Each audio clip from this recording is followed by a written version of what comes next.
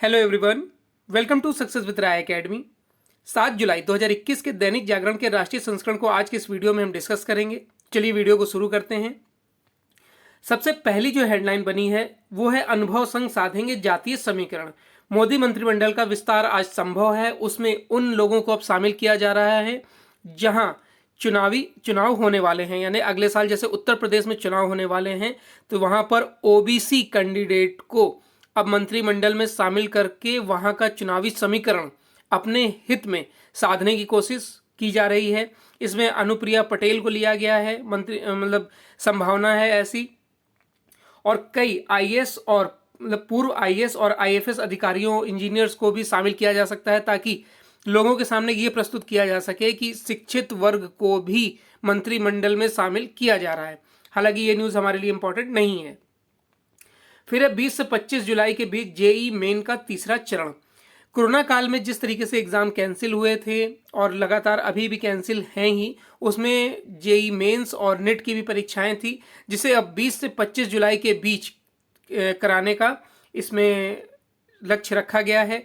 हालांकि ये अभी इस पर कोई पूरी तरीके से फैसला लिया नहीं गया है, लेकिन अधिकतर संभावनाएं जताई जा रही हैं कि इसमें शायद 20 से 25 जुलाई के बीच तीसरा चरण करा दिया जाएगा। और इस न्यूज़ में हमारे लिए जानने के लिए कुछ नहीं है। फिर दलाई लामा को मोदी ने दी जन्मतिथि की शुभकामनाएं। भारत में पिछले 6 दशकों से निर्वासित जीवन बिता रहे तिब्बत के धार्मिक नेता दलाई लामा की मंगलवार को 86वीं जन्मतिथि पर प्रधानमंत्री मोदी ने उन्हें बधाई दी है। तो ये भारत के तिब्बत के साथ संबंध अच्छे रहे हैं, उसके तहत ये बधाई दी गई है। उसके बाद है स्पष्ट निर्देश संग आए ट्विटर नहीं तो बढ़ेंगी मुश्किलें। नए आईटी के नियम आपको पता है कि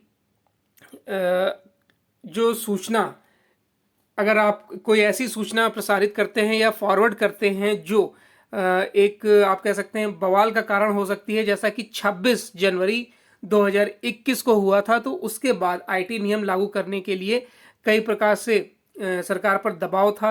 अब उसी के तहत ट्विटर को इसमें मानने के लिए मजबूर किया जा रहा है। नए आईटी नियम कानून नहीं लागू नहीं करने पर इंटरनेट मीडिया प्लेटफॉर्म ट्विटर की मुश्किलें बढ़ती दिख रही हैं। मंगलवार को दिल्ली हाई कोर्ट की न्यायमूर्ति रेखा पल्ली की पीठ ने 2 टूक कहा कि अगली सुनवाई तक पर स्पष्ट जवाब लेकर आइए, वरना आपकी मुश्किलें बढ़ सकती हैं। अधिवक्ता अमित आचार्य की याचिका पर सुनवाई के दौरान पीठ ने कहा कि ट्विटर ने केवल एक आरजीओ नियुक्त किया था। 31 मई को अदालत को दी गई जानकारी में यह नहीं बताया गया कि वह अधिकारी अंतरिम आधार पर था। जब आरजीओ ने 21 जून को इस्तीफा दे दिया तो फिर 15 दिनों में किसी अन्य अधिकारी की नियुक्ति क्यों नहीं की गई, जबकि पता था कि 6 जुलाई को सुनवाई होनी है। अगर ट्विटर को लगता है कि वह जब तक चाहे समय ले सकता है तो यह भारत में नहीं होगा। फिर है पुराने कृषि कानूनों के भंवर जाल में फंसते रहे किसान। कृषि कानून, सबसे पहले तो आपको ये पता होना चाहिए कि जो ये पूरा मुद्दा है कृषि कानून का वो क्या है। देखिए, सरकार 3 कृषि कानून लेकर आई है, जिस पर एक कृषि कानून बिल लेकर आई है जिस पर किसानों ने आंदोलन किया हुआ है और आपत्तियां जताई हैं। तो 3 जो इसमें प्रमुख पॉइंट हैं जो किसानों ने जिस पर आपत्ति जताई है वो हम पॉइंट देख लेते हैं। पहला पॉइंट है कृषक उपज व्यापार और वाणिज्य यानी कि संवर्धन और सरलीकरण विधेयक 2020। इसमें सरकार कह रही है कि वह किसानों की उपज को बेचने के लिए विकल्प को बढ़ाना चाहती है। किसान इन कानून के जरिए अब एपीएमसी मंडियों के बाहर भी अपनी उपज को ऊंचे दामों पर बेच पाएंगे, निजी खरीदारों से बेहतर दाम प्राप्त कर पाएंगे, यानी कि सरकारी समितियों से बाहर भी वो प्राइवेट हाथों में अपने अनाज को बेच सकते हैं। लेकिन सरकार ने इस कानून के जरिए एपीएमसी मंडियों को एक सीमा में बांध दिया है। इसके जरिए बड़े कारपोरेट खरीदारों को खुली छूट दी गई है। बिना किसी पंजीकरण और बिना किसी कानून के दायरे में आए हुए वे किसानों की उपज खरीद और बेच सकते हैं। तो किसानों को इसमें आपत्ति है, वो ये सोचते हैं कि शायद सरकार अब इन मंडियों को समाप्त करना चाहती है और कुछ दिनों बाद प्राइवेट जो सेक्टर है वो इसमें मनमानी करने लगेगा। फिर है जो दूसरा कानून है कृषि सशक्तिकरण एवं संरक्षण, कीमत आश्वासन और कृषि सेवा करार विधेयक 2020। इस कानून के संदर्भ में सरकार का कहना है कि वह किसानों और निजी कंपनियों के बीच में समझौते वाली खेती का रास्ता खोल रही है। इसे सामान्य भाषा में कॉन्ट्रैक्ट फार्मिंग कहते हैं। आपकी जमीन को एक निश्चित राशि पर एक पूंजीपति या ठेकेदार किराए पर लेगा और अपने हिसाब से फसल का उत्पादन कर बाजार में बेचेगा। यह तो किसानों को बंधुआ मजदूर बनाने की शुरुआत जैसी ही है। चलिए हम मान लेते हैं कि देश के कुछ किसान कॉन्ट्रैक्ट फार्मिंग चाहते हैं, लेकिन कानून में किसानों को दोयम दर्जे का बनाकर रख दिया गया है। सबसे अधिक कमजोर तो किसानों को कॉन्ट्रैक्ट फार्मिंग में किसान और ठेकेदारों के बीच विवाद निस्तारण के संबंध में है। विवाद की स्थिति में जो निस्तारण समिति बनेगी उसमें दोनों पक्षों के लोगों को रखा जाएगा, लेकिन हमें यह भी ध्यान रखना होगा कि पूंजी से भरा हुआ इंसान उस समिति में महंगे से महंगा वकील बैठा सकता है और फिर किसान उसे जवाब नहीं दे पाएंगे। तो ये कानून तो बिल्कुल ही किसानों के पक्ष में नहीं है कि किसान की जमीन बड़े ठेकेदार या बड़े पूंजीपति किराए पर लेंगे, फिर उसमें अनाज पैदा करेंगे और अपने हिसाब से उसे मंडियों में बेचेंगे, उसका कुछ हिस्सा किसानों को मिल जाएगा, या फिर कह सकते हैं ज़मीन का किराया किसानों को मिल जाएगा। तो अगर वो किराया देने में आनाकानी करेंगे, जाहिर सी बात है जैसा कि अभी मैंने बताया कि फिर मामला अदालत में पहुंचेगा, दोनों पक्षों को बुलाया जाएगा।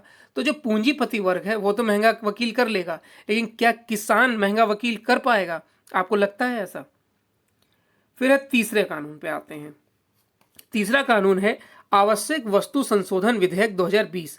यह न सिर्फ किसानों के लिए बल्कि आम जन के लिए भी खतरनाक है। अब कृषि उपज जुटाने की कोई सीमा नहीं होगी।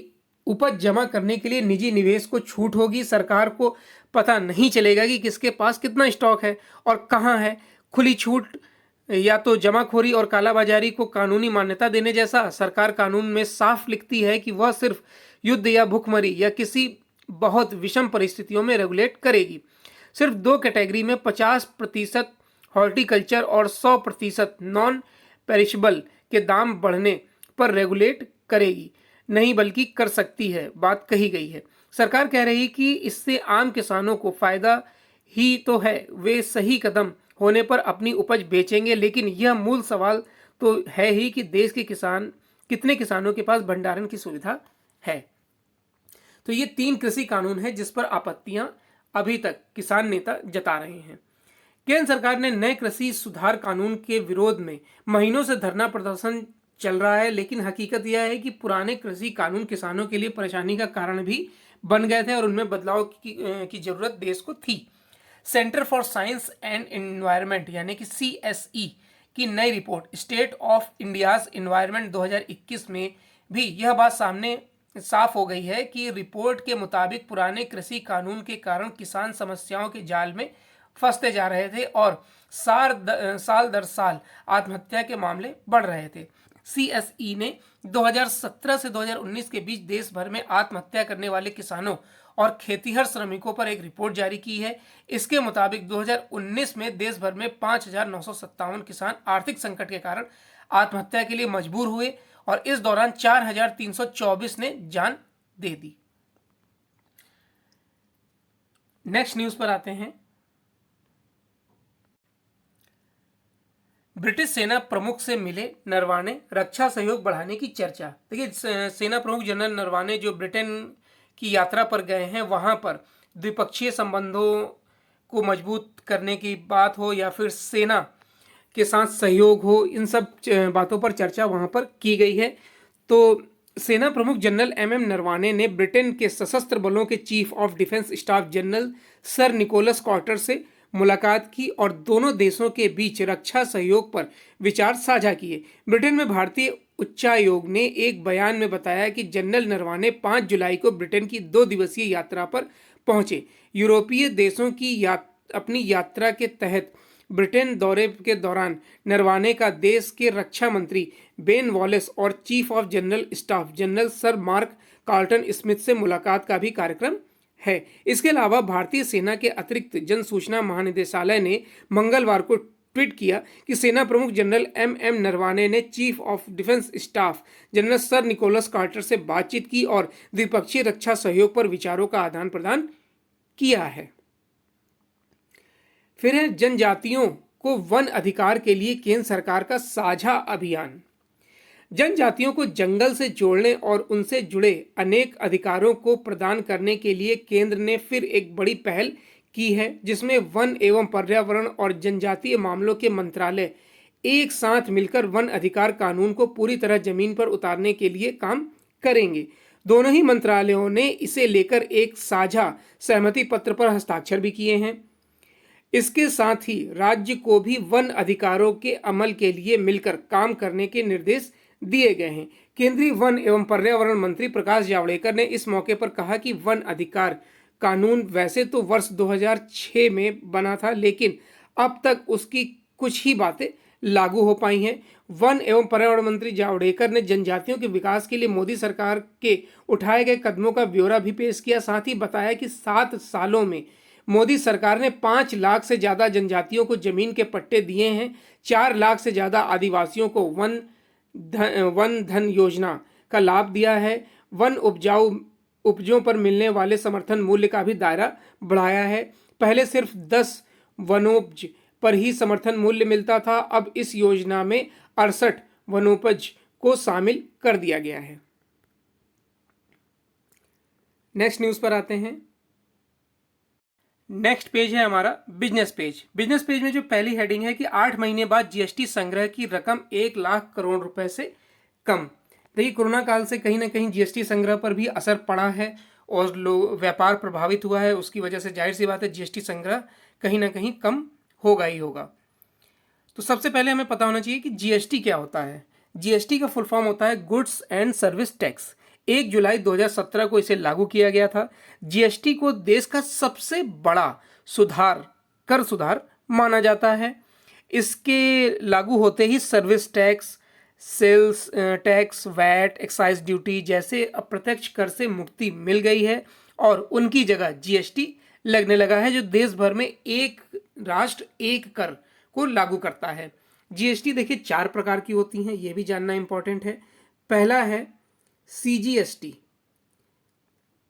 केंद्र के हिस्से का टैक्स। दूसरा है एसजीएसटी, राज्य के हिस्से का टैक्स। तीसरा है यूजीएसटी, ये केंद्र शासित प्रदेश के का टैक्स हिस्से का। और चौथा है आईजीएसटी, जिसमें केंद्र और राज्य दोनों के हिस्से का टैक्स होता है। इसे ही जीएसटी बोला जाता है। कोरोना की दूसरी लहर की वजह से इस वर्ष जून का जीएसटी संग्रह 1 लाख करोड़ रुपए कम रहा है। यह पिछले 8 महीनों में सबसे कम जीएसटी संग्रह है।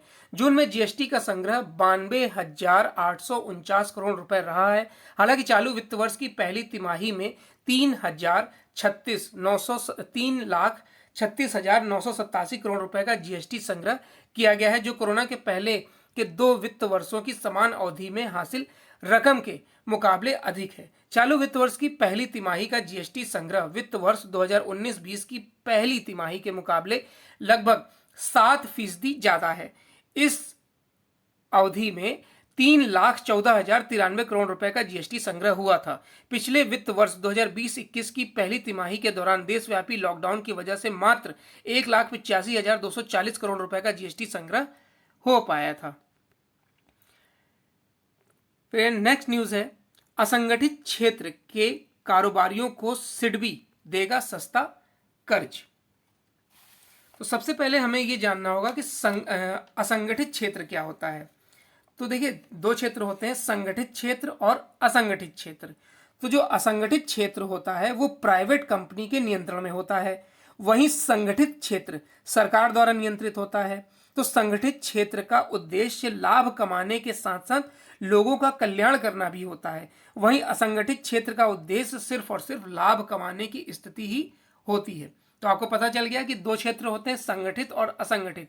संगठित क्षेत्र सरकारी क्षेत्र कह सकते हैं और सरकार द्वारा नियंत्रित होता है, और असंगठित क्षेत्र प्राइवेट सेक्टर के हाथों में होता है। फिनटेक की मदद से असंगठित क्षेत्र के कारोबारियों को सस्ता लोन देने की तैयारी चल रही है। इस दिशा में भारतीय लघु उद्योग विकास बैंक सिडबी ने पहल की है। अब सिडबी क्या होता है, तो सिडबी का फुल फॉर्म सबसे पहले जानिए। SIDBI small industry development bank of India, small industries development bank of India. SIDBI Bharat सरकार के वित्तीय सेवा विभाग के तहत काम करता है। इसका जो हेडक्वार्टर है वो लखनऊ में है और इसकी स्थापना 2 अप्रैल 1990 को की गई थी। आगे न्यूज में बताया गया है कि सिडबी के सीएमडी एस रमन के मुताबिक बैंक बड़ी रिटेल चेन को सप्लाई चेन वाले छोटे छोटे कारोबारियों को लोन देगा। इस दिशा में उन्होंने बिग बास्केट जैसी ऑनलाइन चेन के साथ करार किया है। विशेषज्ञों के मुताबिक छोटे छोटे दुकानदारों के लिए रेहड़ी वाले तक लेन देन में विभिन्न डिजिटल तरीकों का इस्तेमाल किया जाएगा। कई बार ऐसे कर्ज की दर 40% तक होती है। सिडबी ऐसे कारोबारियों को 14 से 18% तक की दर से ही लोन देने की कोशिश कर रहा है। सिडबी की तरफ से लोन के अप्लाई करने के डिजिटल प्लेटफॉर्म बनाया गया है जिस पर मात्र 25 मिनट में लोन की प्रोसेसिंग हो सकती है।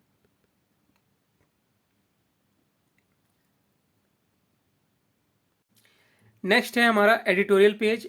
एडिटोरियल पेज में पहला आर्टिकल खुद को साबित करने का सुनहरा अवसर लिखा गया है। राष्ट्रपति डॉक्टर एपीजे अब्दुल कलाम के सलाहकार रहे लेखक कलाम सेंटर के सीईओ हैं।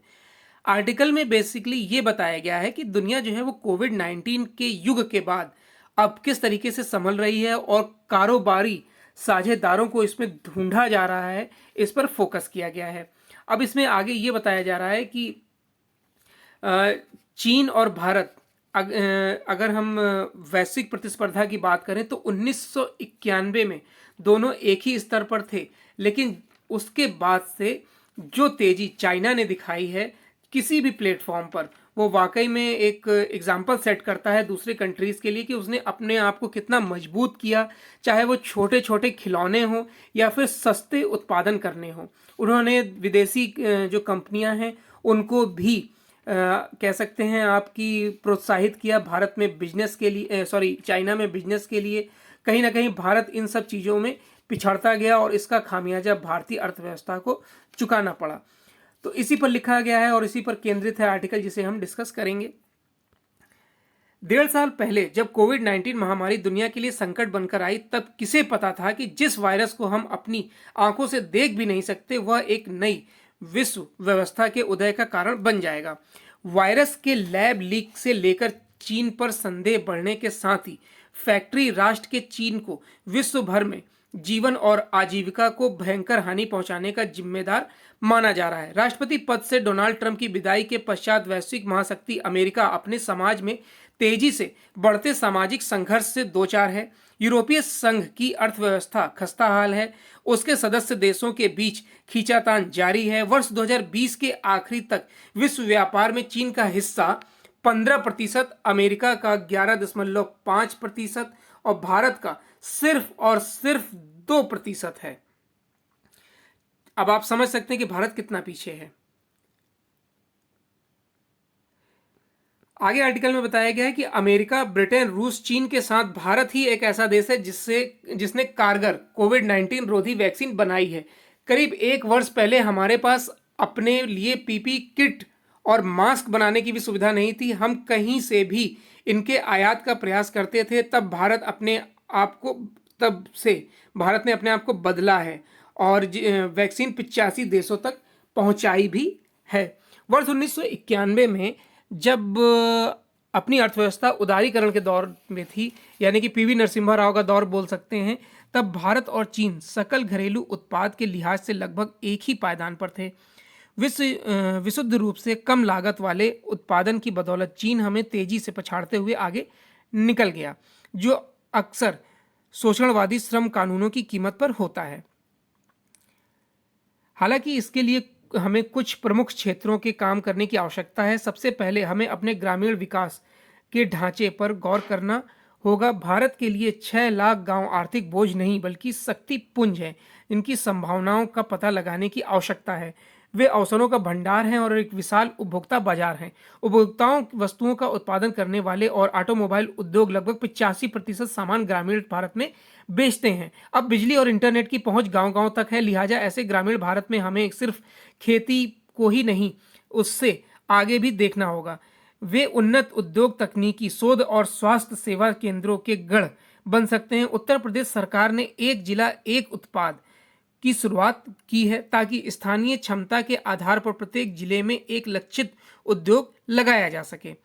वास्तव में देशभक्ति की भावना ने हमारे राष्ट्रवाद को नई ऊंचाई दी है। आज तकनीकी राष्ट्रवाद आवश्यकता है। 21वीं सदी के राष्ट्रवाद में हमें अपने युवाओं को उस सदृश तकनीक के पक्ष में चलने की शिक्षा देनी होगी जिससे मातृभूमि की सेवा की जा सके। हालांकि कई लोगों को संदेह है कि भारत इतने कम समय में इतना कुछ कैसे प्राप्त कर सकता है, तो शुभ संकेत यह है कि इतिहास ने हमें दिखाया है कि वैश्विक व्यवस्था को राह दिखाने में अधिक समय नहीं लगता। 1995 में चीन 3% विश्व व्यापार के साथ दुनिया में कहीं भी नहीं था। वहां से मात्र 2 दशक में वह दुनिया का सबसे बड़ा व्यापारी देश बन गया। भारत के पास आज उससे भी बेहतर अवसर है क्योंकि दुनिया कोविड-19 के बाद युग में एशिया में नए शक्तिशाली कारोबारी साझेदार ढूंढ रही है। हमें इस मौके को किसी भी हालत में नहीं छोड़ना चाहिए। नेक्स्ट आर्टिकल है कोरोना ने बदला शिक्षा देने का तरीका, और यह आर्टिकल लिखा है पूर्व कुलपति एवं पूर्व प्रोफेसर गिरीश्वर मिश्र ने। तो इस आर्टिकल में ये बताया गया है कि कैसे कोरोना ने शिक्षा क्षेत्र को प्रभावित किया है। बच्चे स्कूलों तक नहीं पहुंच पा रहे हैं या फिर स्कूल बंद हैं, तो उन्हें ऑनलाइन शिक्षा के माध्यम से शिक्षा ग्रहण करनी है। आपको पता होगा कि अभी भी अधिकतर यानी अधिकांश भारत डिजिटल इंडिया से काफ़ी दूर है। तो ऐसे में शिक्षा को नुकसान होना स्वाभाविक है क्योंकि अभी भी ग्रामीण क्षेत्रों में बहुत से लोगों के पास डिजिटल प्लेटफॉर्म नहीं है, ना तो उनके पास एंड्रॉयड फ़ोन है। अभी उत्तर प्रदेश में एक योगी सरकार द्वारा फैसला लिया गया है कि ग्रामीण क्षेत्रों में पंचायत भवन जो होते हैं, जो जहाँ पर पंचायतें लगती हैं, वहाँ पर टीवी लगाया जाएगा, टेलीविज़न लगाया जाएगा, जिसके माध्यम से जो ग्रामीण बच्चे हैं वो क्लासेस अटेंड कर पाएंगे, जो यूपी गवर्नमेंट सरकारी क्लासेस चलाती हैं। तो इससे अंदाज़ा लगाया जा सकता है कि अभी शिक्षा में कितनी सुधार की आवश्यकता है। अब यहाँ पर ये बताया गया है कि कोविड महामारी का सबसे गहन प्रभाव देश की शिक्षा व्यवस्था के संचालन को लेकर दिख रहा है, जो मानव संसाधन के निर्माण के साथ ही युवा भारत की सामर्थ्य में भी जुड़ा हुआ है। महामारी के चलते स्वास्थ्य रक्षा की दृष्टि से तत्कालिक कदम के रूप में शैक्षणिक संस्थानों को प्रत्यक्ष भौतिक संचालन से मना कर दिया गया। फिर कक्षा की पढ़ाई और परीक्षाएं जहां भी संभव थी आभासी यानी कि वर्चुअल माध्यम से शुरू की गई। करीब 1.5 साल से यह हलचल जारी है। इसमें संदेह नहीं कि बौद्धिक, सामाजिक और भावनात्मक विकास के लिए शिक्षा केंद्र में विद्यार्थी की भौतिक उपस्थिति महत्वपूर्ण होती है। पर महामारी के कारण विद्यालय की अवधारणा ही बदल गई है। तमाम विद्यार्थी ऑनलाइन प्रवेश, ऑनलाइन शिक्षा और ऑनलाइन परीक्षा को बाध्य हैं, और अभिभावक भी बाध्य हैं। कहीं ना कहीं अभिभावक भी मानते हैं कि ऑनलाइन शिक्षा ही एक जरिया है, क्योंकि वो अपने बच्चों को ऑनलाइन स्कूल भेजने से डरते हैं। देखिए, एक सर्वे करवाया गया था भारत सरकार द्वारा। ये सर्वे कराया गया था 4,857 बच्चों पर, जिसमें उनके अभिभावक भी शामिल थे। तो इस सर्वे में ये पाया गया कि 26.90% लोगों को ऑनलाइन से दिक्कत है, ऑनलाइन शिक्षा से दिक्कत है। मतलब उन्हें परेशानियां आ रही हैं, कहीं पर क्लियरिटी नहीं है, कहीं बच्चों को समझ में नहीं आ रहा है, टीचर नहीं समझा पा रहे हैं, तो कनेक्टिविटी की दिक्कत है। तो इसमें 26.90% लोगों को दिक्कतें आई हैं, और 39.70% इसे संतोषजनक मानते हैं कि हाँ ठीक है, बच्चे कम से कम सुरक्षित तो हैं। तो ये एक आप कह सकते हैं कि अच्छा आंकड़ा नहीं है, क्योंकि सिर्फ 39.70% ही ऐसा मानते हैं कि ऑनलाइन शिक्षा पद्धति सही है और सुचारू है।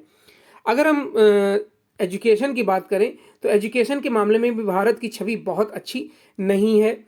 भारत एजुकेशन के मामले में 11वें स्थान पर है विश्व में, जबकि पहले स्थान पर सिंगापुर है, दूसरे में फिनलैंड है, तीसरे में नीदरलैंड है, चौथे में स्विट्जरलैंड है, और भारत 11वें नंबर पर है।